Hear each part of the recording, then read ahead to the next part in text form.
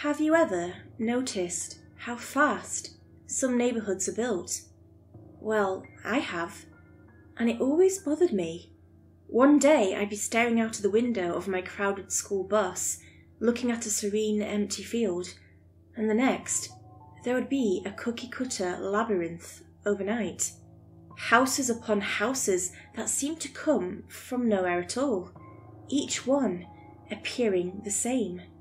Maybe I'm unobservant, or maybe my town has the best construction team in the world, but I knew that if I ever found one of these sites mid-construction, I'd have to peek in and take a look.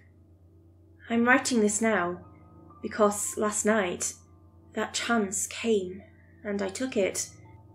I was skating home from my girlfriend Brooklyn's place, a dusty apartment in the bad part of town, when I passed the old abandoned mill. However, it was a mill no longer. There sat row upon row of white houses with Tyvek printed on the side in blue letters. A big no trespassing sign greeted me as I picked up my skateboard and jogged to the site. It was empty, which seemed normal as it was well past midnight.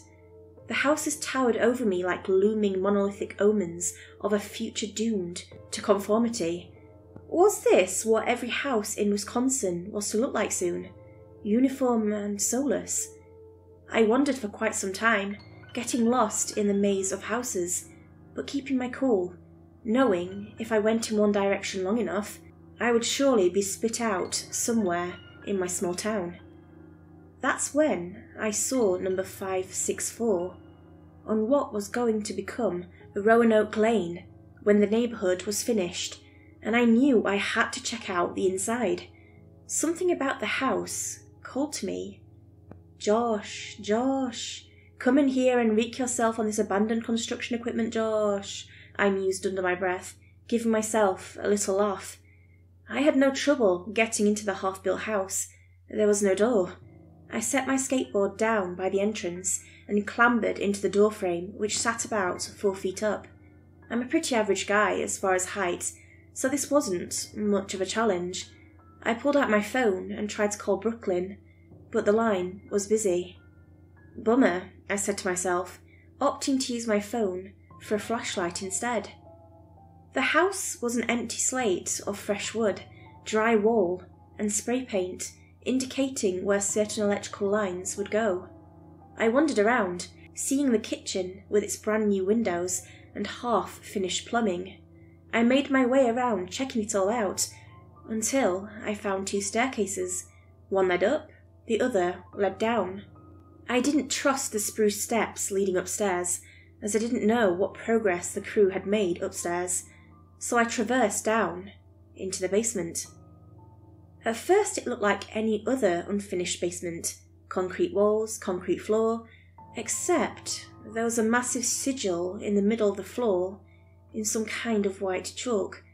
I opened up my camera app to swipe a picture when a light came on, fluorescent and fast. I felt something shift in the air. The hair stood up on my arms and there was an electric hum in the air.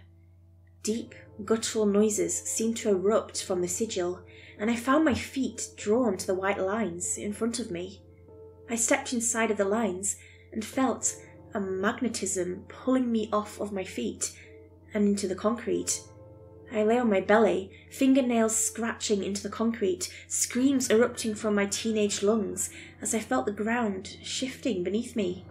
The hum in the air turned to a piercing screech of electricity, and I could feel the environment and my body changing. Consciousness left me. I awoke to the sound of scuffling above me. I assumed the construction crew must have returned, and I planned to sneak out without being noticed, as to avoid the incoming trespassing charge. I looked around the basement to find that the walls were not concrete. They were a soft shade of blue, featuring pictures of a family. That was odd, but maybe this was a staging house. Below me was not a sigil, but instead a fuzzy tan carpet. I was sure I had fallen asleep on that cold concrete floor, though.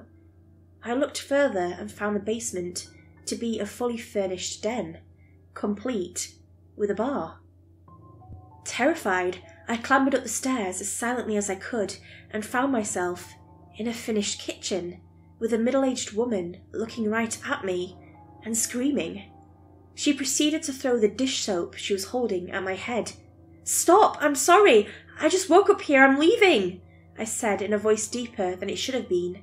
Fear gripped both of our hearts as the woman screamed. "Jim, help!" she yelped, running toward a dining room that definitely hadn't been there the night before. Loud footsteps rung in my ears as a burly man made his way down the stairs, huffing and puffing as he pushed his body to the limit, desperate to protect his family and home. I whipped around to see a massive man with a red, angry face and short black hair, holding a crisp-looking bat. My mind briefly wondered where he had acquired the bat so quickly, as it collided with my jaw. I was knocked clean off of my feet, and my eyes were filled with the image of my yellow teeth clattering onto the white marble floor, mixing with my blood to create a white, yellow, and red mosaic of pain. I whimpered as the man towered over me and yelled, spit flying from his mouth. "Joyce, call the police! I'm making sure this little punk is staying put," the man called Jim said as rage flashed in his eyes.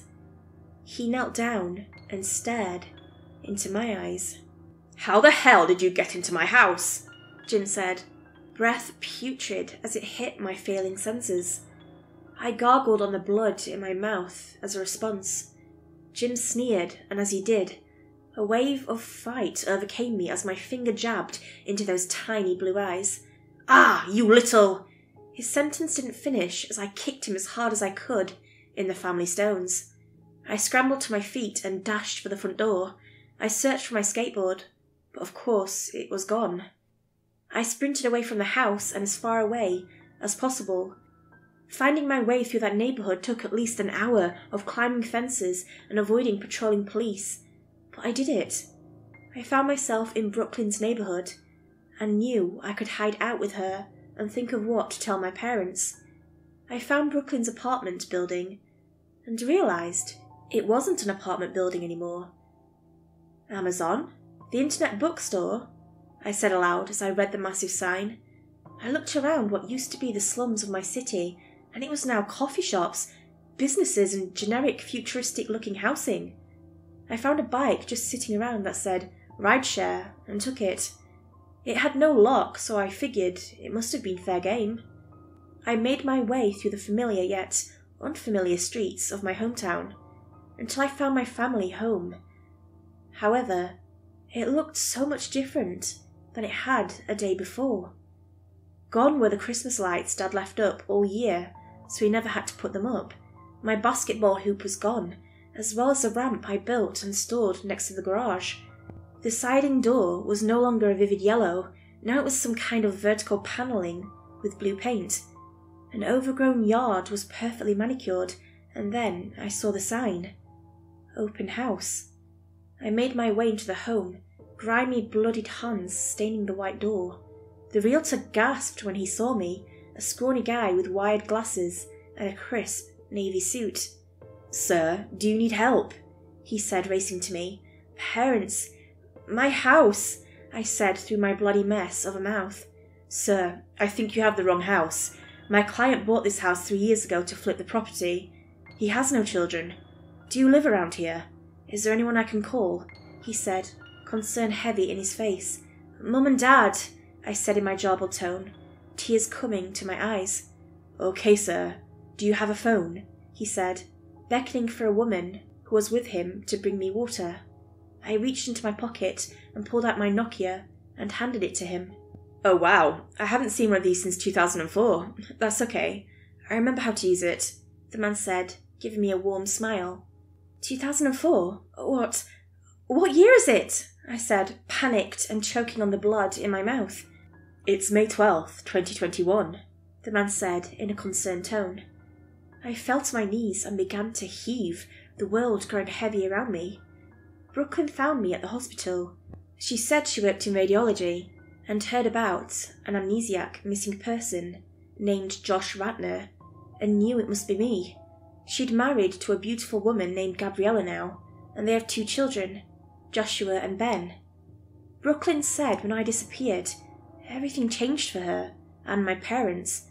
Both have passed on at this point, and I am completely alone in the world. Brooklyn is helping me start my life though. She doesn't believe me that I was thrust 17 years into the future, seeing as I look like a 34-year-old man, but she does believe I've been through a trauma and need help. Right now, I'm staying in a halfway house for people like me, people who've been through something. Brooklyn gave me this laptop, and now I'm getting a grasp of what the internet is like in 2021. I decided to post this and share my story. You see a neighbourhood popping up out of nowhere. Seems like no one is building it. Stay away.